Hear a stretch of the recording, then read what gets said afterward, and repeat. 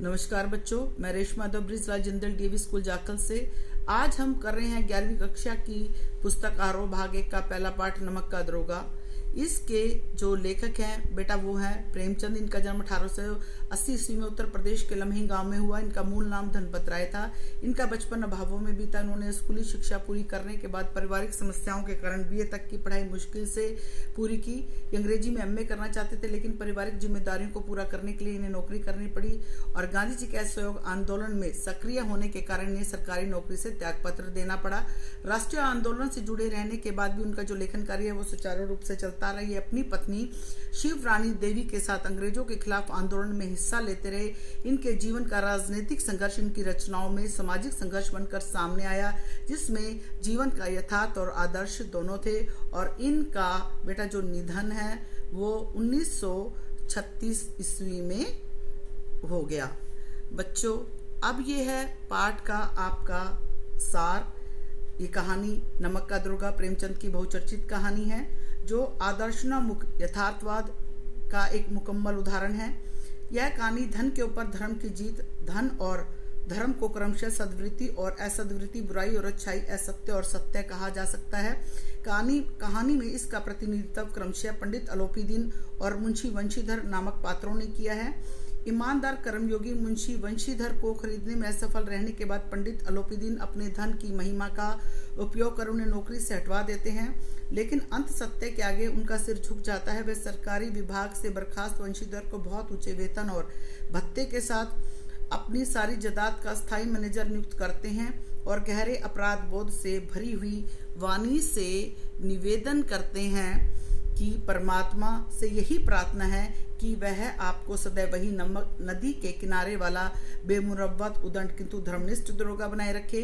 नमक का विभाग बनने के बाद जो लोग थे वो नमक का व्यापार चोरी छिपे करने लगे।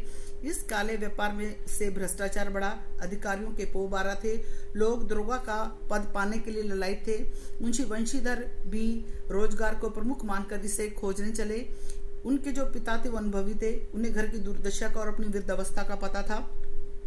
वो हमेशा सोचते थे कि ऊपरी आय जो है वो मेन है। वे कहते थे कि मासिक वेतन तो पूर्वमासी का चांद है, जो एक दिन दिखाई देता है और घटते घटते लुप्त हो जाता है, और ऊपरी आय बहता हुआ स्रोत है जिससे सदैव प्यास बुझती है। आवश्यकता व अवसर देखकर विवेक से काम करो। वंशीधर ने पिता की बातें ध्यान से सुनी और चल दिए। धैर्य, बुद्धि और आत्म जो उनका जो लंबन था वह भाग्य के कारण नमक विभाग में दरोगा के पद पर वे प्रतिष्ठित हो गए। घर में खुशी छा गई। सर्दियों का जो था मौसम था। वंशीधर ने 6 महीने में ही अपनी कार्यकुशलता व उत्तम आचरण से अफसरों का विश्वास जीत लिया था। यमुना का जो पुल था उस पर गाड़ी की आवाज सुनकर जो थे वंशीधर थे वो चौकन्ने हुए।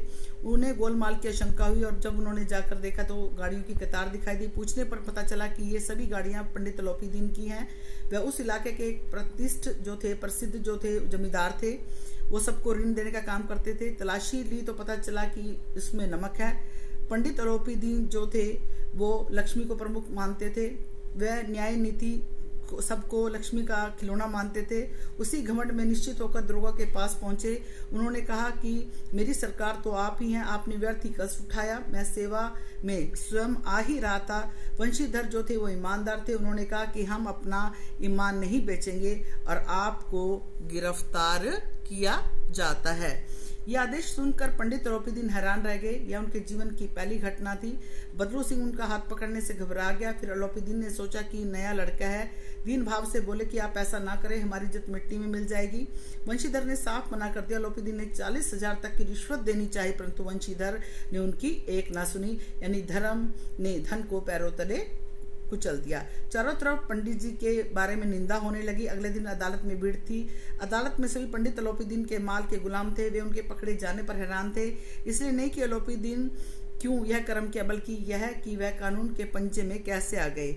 यह आक्रमण को रोकने के लिए वकीलों की फौज तैयार हो गई। न्याय के मैदान में धर्म और धन में युद्ध ठन गया। वंशीधर के पास सत्य था। गवाह लोभ से डामाडोल जो थे सभी जो लोग थे वो बच्चे हो गए और मुंशी वंशीधर जो थे वो एक तरीके से हार गए और अलोपीदीन आज़ाद हो गए।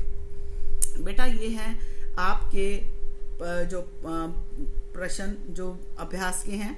कहानी का कौन सा पात्र आपको सर्वाधिक प्रभावित करता है और क्यों? बच्चे ये आपके ऊपर डिपेंड है कि आपको कौन सा लगता है। अगर आपको मुंशी वंशीधर लगता है तो वो क्यों लगते हैं कि वो धर्मनिष्ठ व्यक्ति थे, यानी कि वो कभी उन्होंने धन से के आगे भी वो नहीं झुके।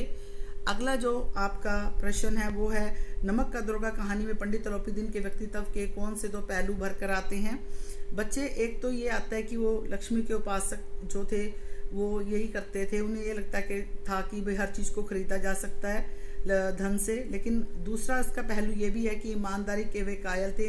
अंत में वो जो वंशीधर की ईमानदारी के वो कायल हो जाते हैं और उसको अपनी पूरी जायदाद का मैनेजर क्या करते हैं, नियुक्त करते हैं।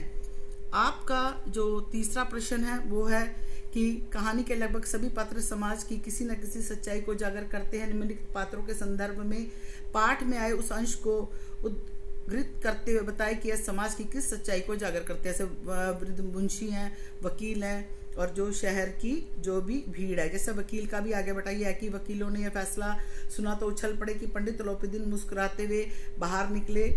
स्वजन बांधवों ने रुपयों की लूट की, उदारता का सागर उमड़ पड़ा, उसकी लहरों ने अदालत की नींव तक हिला दी। जब वंशीधर बाहर निकले तो चारों ओर उनके ऊपर व्यंग बाणों की वर्षा होने लगी। चपरासियों ने झुक झुक कर सलाम किए, किंतु इस समय एक एक कटु वाक्य, एक एक संकेत उनकी जो गर्वाग्नि को प्रज्वलित कर रहा था। कदाचित इस मुकदमे में सफल होकर वह इस तरह अकड़ते हुए ना चलते। आज उन्हें संसार का एक खेदजनक विचित्र अनुभव हुआ कि न्याय और विद्वता, लंबी चौड़ी जो उपाधियां हैं, बड़ी बड़ी दाढ़ियां और ढीले चोगे एक ही सच्चे जो है आदर के पात्र नहीं हैं। इस संदर्भ से ज्ञात होता है कि वकील समाज में झूठ और फरेब का व्यापार करके सच्चे लोगों को सजा और झूठों के पक्ष में न्याय दिलवाते हैं। बेटा तो ये आपके जो हैं प्रश्न, जो आप जैसे शहर की भीड़ वगैरह है, निम्नलिखित पंक्तियों को आपने ये ध्यान से पढ़ना है।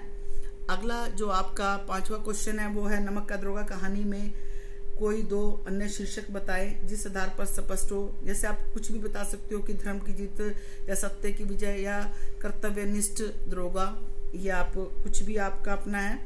और अगला है कि कहानी के अंत में अलोपीदीन ने वंशीधर को मैनेजर नियुक्त करने के पीछे क्या कारण हो सकते हैं, तर्क से उत्तर दीजिए।